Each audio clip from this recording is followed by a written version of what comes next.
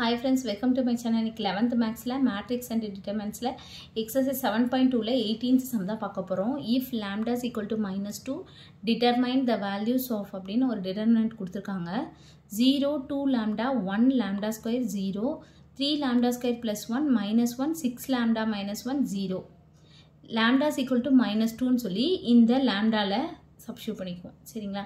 First lambda க்கு பதிலா -2 வந்து போட்டுக்குவோம். இதுல இப்போ நம்ம போட்டோம்னா என்னது 0 2 into -2 -4 அடுத்து 1 அடுத்து lambda ஸ்கொயர்னா -2 the whole square 4 minus square பண்ணா ப்ளஸ் ஆயிரும் 2 ஸ்கொயர் பண்ணீங்கன்னா 4 அடுத்து 0 இது 3 into -2 the whole square plus 1 இதுல lambdaக்கு பதிலா -2 போடுறோம் அப்ப 3 into 4 plus 1 அப்ப 12 plus 1 13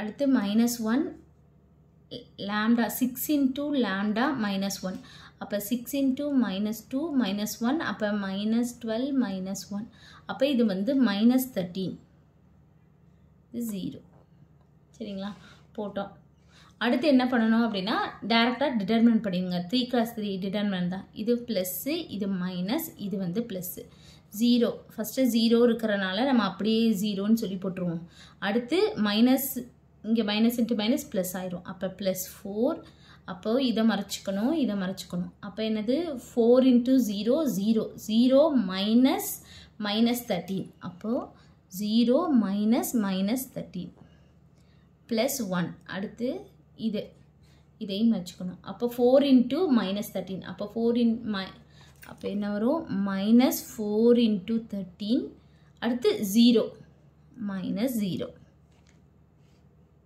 சரிங்களா அப்ப இது 0 ஆயிரும் அப்ப 4 into 0 0 minus into minus plus ஆகும் அப்ப 4 into 13 plus இது பாத்தீங்கன்னா மைனஸ் இங்கேயும் 4 into 13 அப்ப 4 into 13 வந்து என்னன்னா 12 remaining 1 4 5 52 இதுவும் அதான் -52 அப்ப +52 -52 அப்ப 0 அவ்வளவுதான் இந்த sum. Thank you.